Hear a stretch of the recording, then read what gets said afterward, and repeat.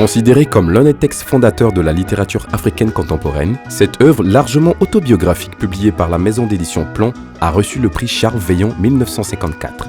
Nous sommes à Paris, en 1953. L'Enfant noir est le premier roman de Camara Laye. Le livre parle de l'enfance de Laye dans les années 1930, un jeune garçon qui vit avec ses parents à Kouroussa, un village de Haute-Guinée. Son père, le forgeron du village, lui enseigne les techniques de son art afin de lui succéder. Laye va découvrir la paysannerie auprès de sa grand-mère qui habite un village voisin. Il va à l'école française et après avoir obtenu son certificat d'aptitude professionnelle à Conakry, Laye se voit offrir la possibilité de continuer ses études en France. Camara Laye a 25 ans lorsqu'il écrit ce récit autobiographique. Son style, direct, vivant et alerte, en fait un ouvrage accessible que l'on soit passionné de l'Afrique ou pas. Il devient rapidement un classique indispensable à qui aime la littérature en général, et ce véritable chef-d'œuvre de la littérature francophone africaine est même étudié dans des écoles.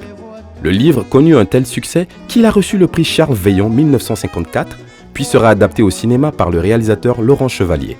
Ainsi, le film L'Enfant noir, librement adapté du roman homonyme, sort en France en 1995. Le livre est également adapté en bande dessinée par Kamara Anzoumana en 2010.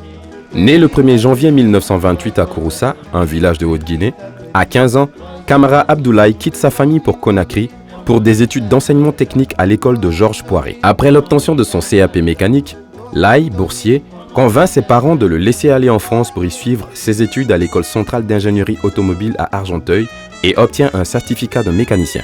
Il obtient le diplôme d'ingénieur en 1956 et se déplace vers l'Afrique au Dahomey, actuel Bénin, puis au Ghana. La Guinée, premier pays d'Afrique à s'émanciper de la France coloniale, obtient son indépendance en 1958 et Ahmed Sékou Touré est élu président. Camara Laye est le premier ambassadeur de son pays au Ghana. Il occupe ensuite différents postes en dehors du Ghana avant de revenir à Conakry, où il travaille pour le département des accords économiques puis comme directeur de l'Institut national de la recherche et de la documentation.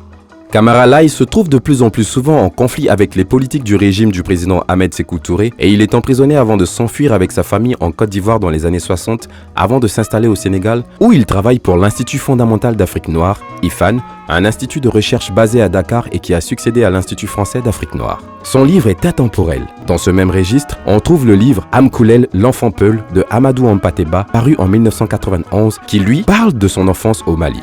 Le dernier livre de Camara Laye, Le Maître de la Parole, publié en 1978, est une transcription de l'épopée de Soundiata, une épopée orale consacrée à Soundiata Keïta, l'empereur Mandeng, mort en 1255. Camara Abdoulaye meurt le 4 février 1980 à Dakar.